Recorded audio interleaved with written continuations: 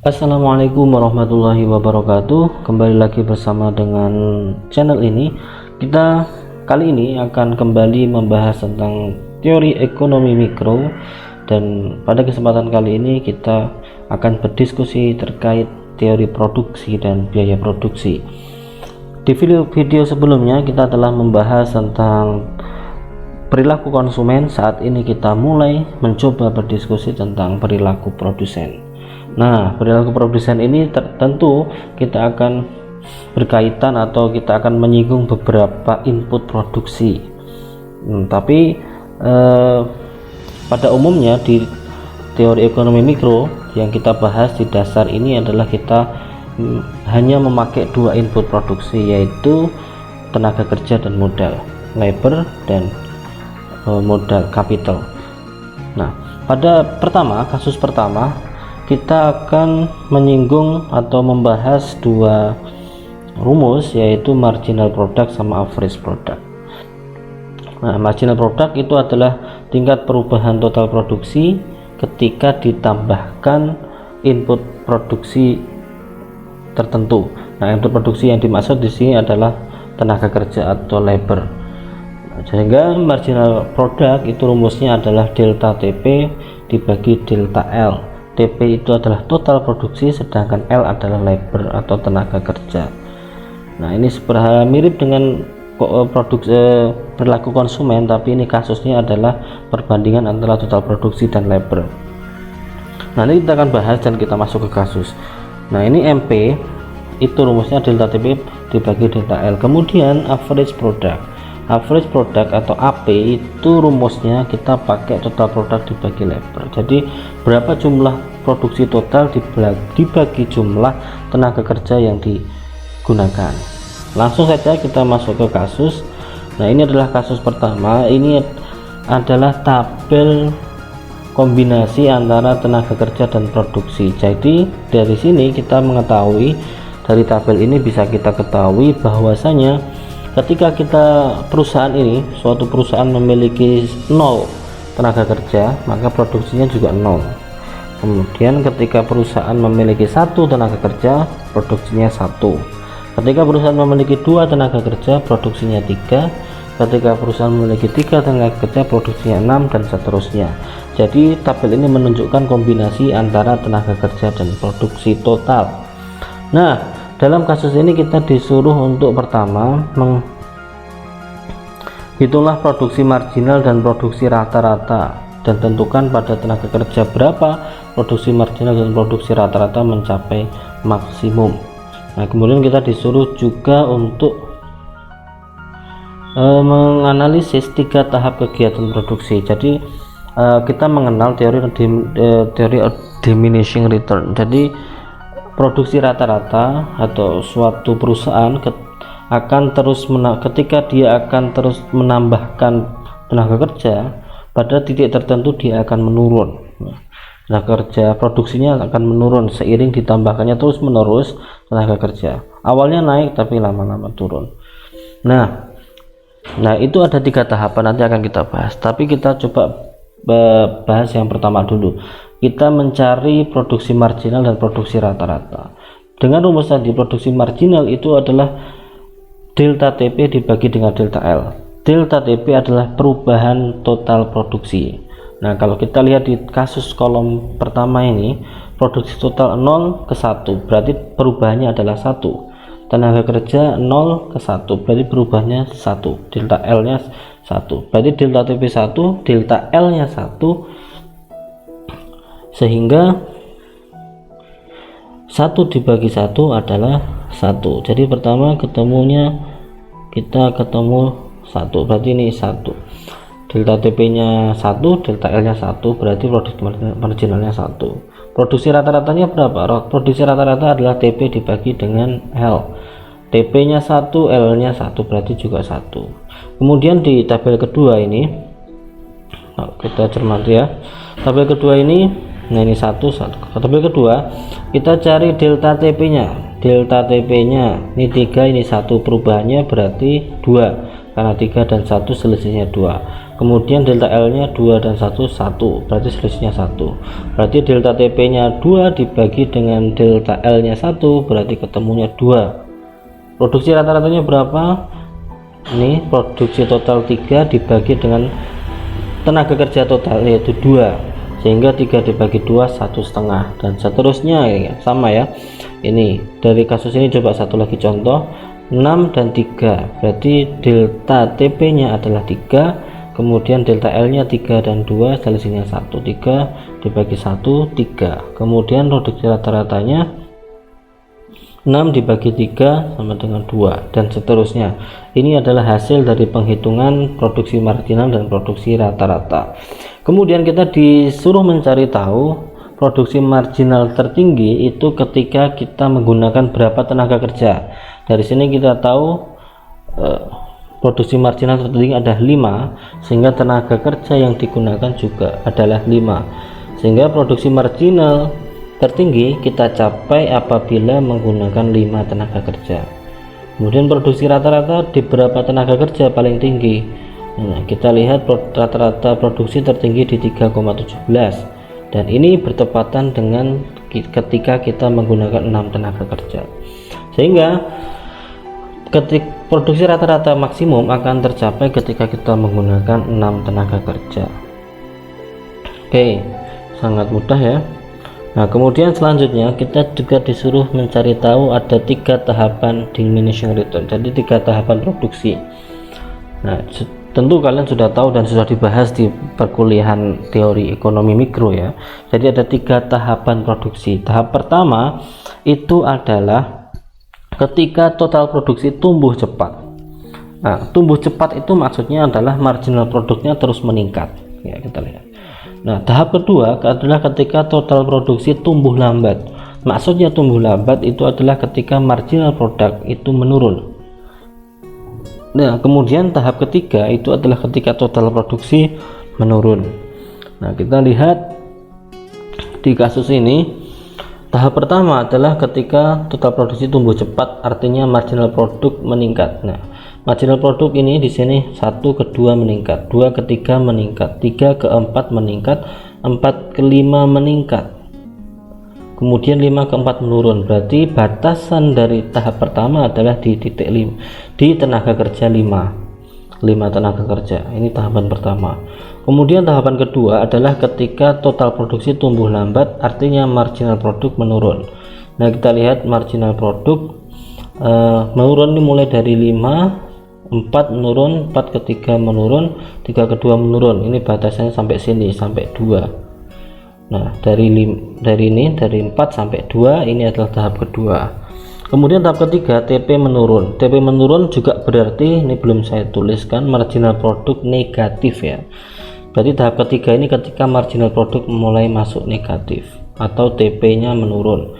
Nah, itu total produksinya dari pertama sampai tingkat ini sampai 8 tenaga kerja ini naik terus, kemudian mulai menurun di 9 tenaga kerja, sehingga ini adalah awal dari tahap ketiga di tenaga kerja 9 dan 10.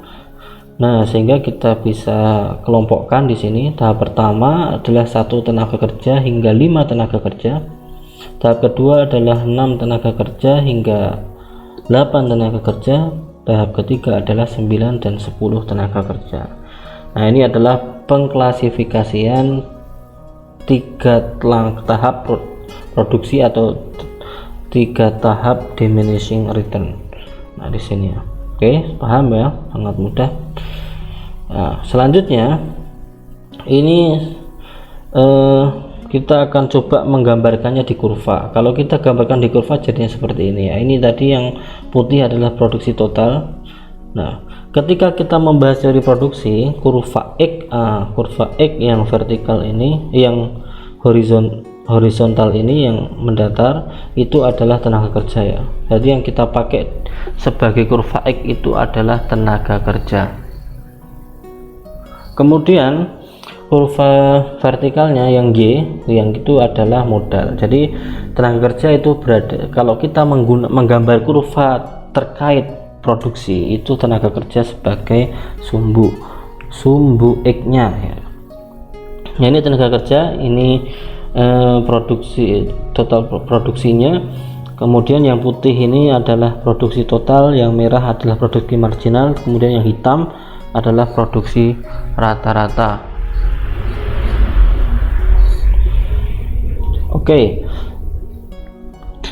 Nah, ini tadi ini gambarnya, kemudian kita buat batasan ya, tahap pertama, kedua, dan ketiga. Di sini ketika kita total produksi ada, ketika di titik ini 15, ini batasan tahap pertama, kemudian di titik produksi total 24 itu tahapan kedua, dan di titik total produksi 20 tahapan terakhir ya ini ya. Nah, ini adalah contoh penggambaran kurvanya. Oke, tapi nanti di tugas ya tidak perlu, yang penting bisa membedakan tahap pertama, kedua, dan ketiga terkait tahapan produksi suatu perusahaan. Oke, sangat mudah, bisa dipahami, semoga bisa dipahami dan dicerna. Selanjutnya kita masuk kombinasi antara tenaga kerja dan modal. Nah, kalau sebelumnya kita membahas terkait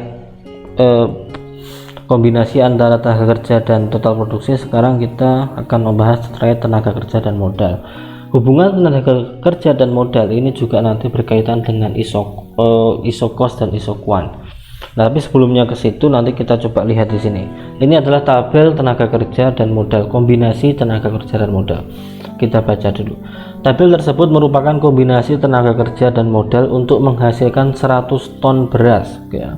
100 ton beras. Jika upah 10.000 dan harga modal 20.000, hitunglah biaya kombinasi tersebut dan tentukan kombinasi yang paling murah.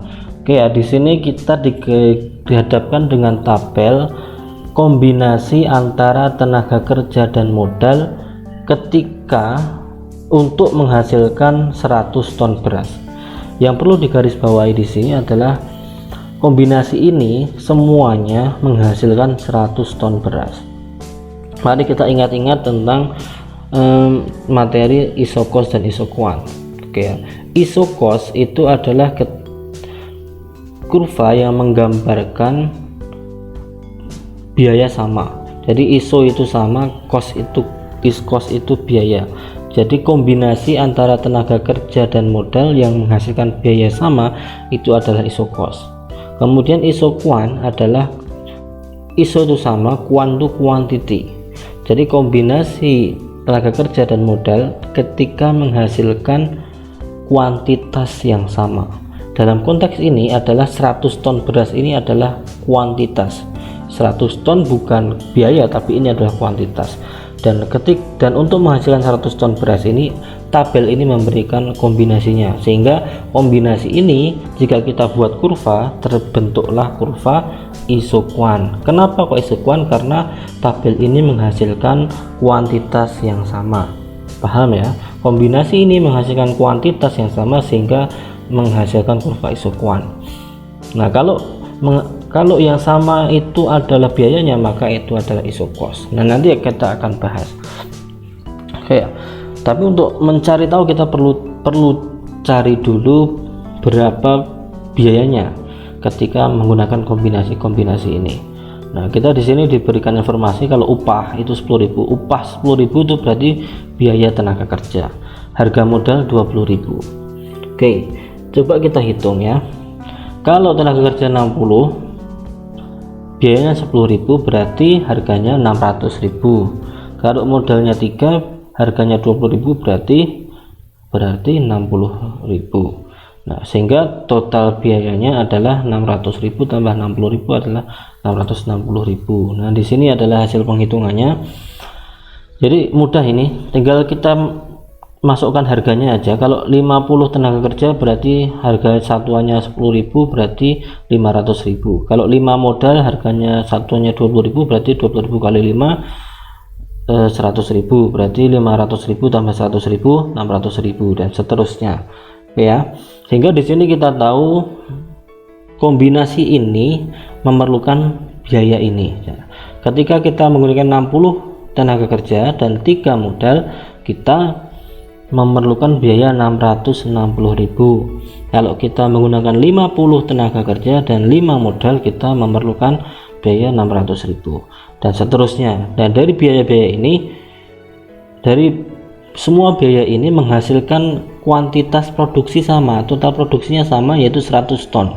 Sehingga pertanyaannya adalah kombinasi mana yang bisa menghasilkan kombinasi mana yang paling murah, karena semuanya hasilnya 100 ton. Mau kita mengeluarkan 660.000, mau 600.000, mau pakai yang 560.000, sama-sama 100 ton. Sehingga kita pilih yang paling murah, dan yang paling murah adalah ini, 500.000 menggunakan 30 tenaga kerja dan 10 modal. Ya, paham ya, sangat mudah. Nah, dari sini kita bisa membuat kurva isokuan dulu. Nah, kombinasi ini adalah isokuan. 63, 55, 48 ini adalah isokuan. Nah, mari kita buat kurvanya. Ini kurvanya. Ini adalah kurva isokuan. Di sini pertama kita buat kurvanya. Kurva mendatar X ini adalah tenaga kerja ya, dan yang Y ini adalah modal. Yang Y modal, X nya tenaga kerja. Jangan kebalik ya, X nya tenaga kerja, Y nya modal. Oke. Nah, kita tinggal masukkan saja kombinasi pertama 60 tenaga kerja dan 3 modal. Ini 60 tenaga kerja dan 3 modal, di sini ketemu titik ini. Kombinasi kedua 50 tenaga kerja dan 5 modal, ketemu di titik ini. Kombinasi ketiga 40 tenaga kerja dan 8 modal, ketemu di titik ini. Kombinasi selanjutnya 30 tenaga kerja dan 10 modal, ketemu di titik ini. Kemudian kombinasi selanjutnya 25 tenaga kerja dan 15 modal, ketemu di titik ini. Nah, dari sini kita sudah berhasil membuat kurva isokuan.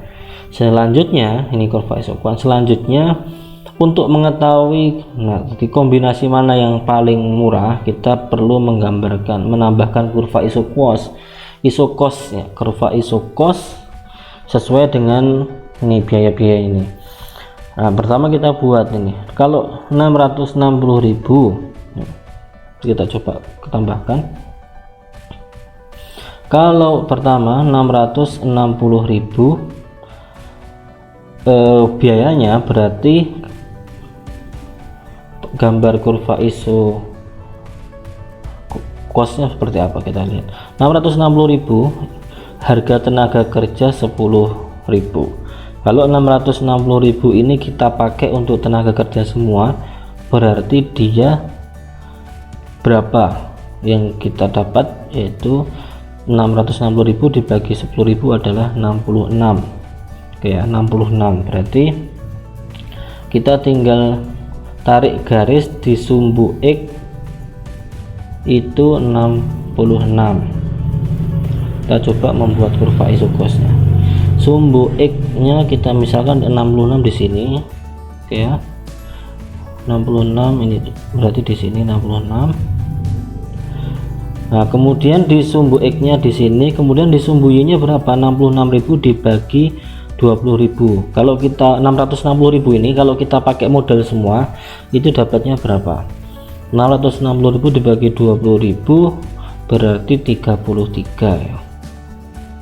Oke, 33 berarti 66 dan 33. Kita terusin, kita ibaratkan, ini kan nggak sampai ya, kita misalkan aja 33 itu di sini, berarti kita misalkan di sini kayak.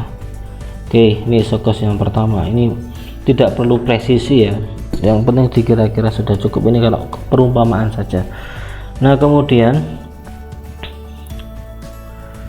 yang kedua, kalau kita punya biaya 600.000, kita garis isokosnya 600.000. Kalau kita pakai di tenaga kerja semua berarti dapat 60. Berarti ini kita masukkan di titik 60, di sini pas 60. Kemudian modalnya kalau kita pakai modal semua berarti 600.000 dibagi 20.000 berarti 30. Oke ya. Nah, berarti kita ibaratkan di sini. Oke. Selanjutnya, kalau biayanya 560.000, misal kita pakai tenaga kerja semua berarti 56 ya. Kemudian kalau kita pakai modal semua berarti 28. Oke, 28, 56 dan 28. 56 di sini, kemudian 28 misalkan di sini.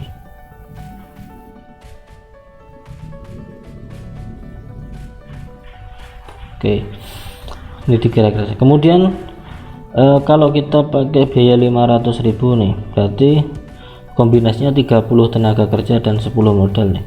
500.000 ini kalau kita pakai tenaga kerja semua berarti 50. Kemudian kalau kita pakai modal semua berarti 25. 50 di sini, kemudian misalkan anggap aja 25 di sini.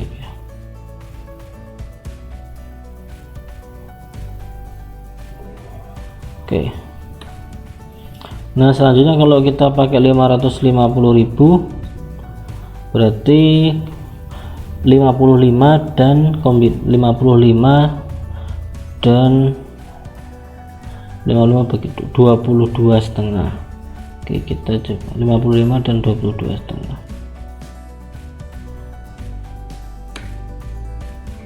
Oke. Nah, sehingga dari ini adalah isokosnya, ini isokuannya. Jadi yang kita pakai adalah persinggungan antara isokuan dan isokos di titik yang paling rendah, sehingga ini titik yang paling rendah adalah titik ini. Oke ya.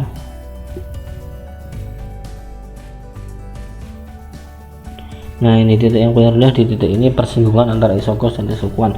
Jadi isokos yang kita pakai itu adalah yang 500.000 ini ya. Ini adalah gambaran mencari tahu kombinasi mana yang seharusnya kita pakai menggunakan isokos dan isokuan. Oke ya. Oke, sangat mudah. Selanjutnya kita masuk ke biaya produksi. Nah, biaya produksi ini ada beberapa rumus yang perlu kita pelajari, yaitu pertama total cost. Nah, total cost dalam sebuah produksi atau biaya total dalam sebuah produksi itu adalah penjumlahan antara total fixed cost dan total variable cost. Oke, pasti kalian sudah tahu ya apa perbedaan dengan fixed cost dan variable cost. Fixed cost itu adalah biaya tetap, yaitu biaya yang tetap ada walaupun perusahaan tidak melakukan produksi. Nah, sehingga seperti biaya tanah atau biaya bangunan atau biaya listrik dan lain sebagainya. Kalau variable cost itu adalah biaya yang ada ketika perusahaan melakukan produksi. Jadi kalau tidak produksi maka tidak ada variable cost dan bisa berubah-ubah variable cost. Kalau fixed itu tetap. Nah, dan total cost itu adalah penjumlahan antara total fixed cost dan total variable cost. Kemudian marginal cost itu adalah pembagian antara delta total cost dengan delta produk. Jadi selisih perubahan total cost dan perubahan produksi itu adalah rumus dari marginal cost, pembagian antara perubahan total cost dan perubahan produksi. Kemudian adalah average fixed cost, yaitu rata-rata dari fixed cost, berarti total fixed cost dibagi produksi. Kemudian average variable cost adalah total variable cost dibagi produksi. Kemudian average cost adalah total cost dibagi produksi. Oke, ini harus kalian hafalkan, dan sebenarnya nggak harus dihafalkan, di logika atau dicerna saja sudah bisa. Nah, coba kita pecahkan ini dalam kasusnya. Misalkan ini adalah tabel produksi suatu perusahaan ya. Nah, dari tabel ini yang sudah diketahui adalah total fixed cost dan total variable cost. Nah, fixed cost selalu tetap ya, kalau variable cost berubah-ubah sesuai dengan jumlah produksi. Nah, kita disuruh mencari tahu total cost, marginal cost, average fixed cost, average variable cost, dan average cost. Nah, total cost mudah ya, total fixed cost ditambah variable cost. Nah, 20.000 ditambah 0 sama dengan 20.000. Ini total costnya. Ini 20.000. Nah, di sini total costnya 20.000. Jadi tetap ada. Jadi cost biaya akan tetap ada walaupun produksi 0, yaitu total fixed cost ini, biaya tetap. Marginal cost itu kita pakai perubahan dari, sehingga di titik produksi 0 ini belum bisa kita cari marginal cost dan biaya lainnya. Average fixed cost juga average fixed costnya sudah jelas adalah 20.000 bagi 0. Ini tidak bisa ya, kita mulai di produksi yang ketika produksi 1. Oke, ketika kita produksi 1, fixed cost-nya 20.000, variable cost-nya 10.000, total cost-nya berarti 20.000 dibagi 10.000 sehingga 30.000. Lengkapnya kita lihat di sini 30.000 nih. Nah, ini 30.000. Kemudian marginal cost-nya adalah selisih total cost 30.000 dan 20.000, selisihnya adalah 10.000 dibagi dengan selisih produksi 1 dan 0 1, berarti 10.000 bagi 1 10.000. Average fixed cost yaitu total fixed cost dibagi dengan produksi 20.000 dibagi 1 20.000. Average variable cost, total variable cost dibagi produksi 10.000 dibagi 1 10.000. Average cost, total cost dibagi produksi 30.000 dibagi 1 30.000 dan seterusnya, sehingga memunculkan hasil seperti ini. Dan inilah adalah cara menghitung biaya-biaya produksi suatu perusahaan. Oke, materi terkait biaya produksi dan total produksi dan dari produksi dan biaya produksi sangat mudah ya, kita tinggal pakai logika saja sudah bisa ketemu. Nah, ini soal-soal pembahasan soalnya sudah cukup, materinya sudah cukup. Selanjutnya kita coba masuk ke tugas. Nah, ini kita akan dihadapkan dengan beberapa latihan, dan ini sama dengan kasus sebelumnya, cuma di sini tidak usah menggambar grafik ya, cukup kalian tahu penghitungannya. Nah, cukup. Nah, ini pertama sama seperti tadi, adalah menghitung produksi marginal, produksi rata-rata, kemudian tentukan marginal produk mana yang paling banyak di tingkat tenaga kerja berapa, produksi rata-rata paling banyak di tingkat tenaga kerja berapa, kemudian tentukan 3 tahap kegiatan produksi. Oke, sangat mudah, caranya sama seperti yang tadi.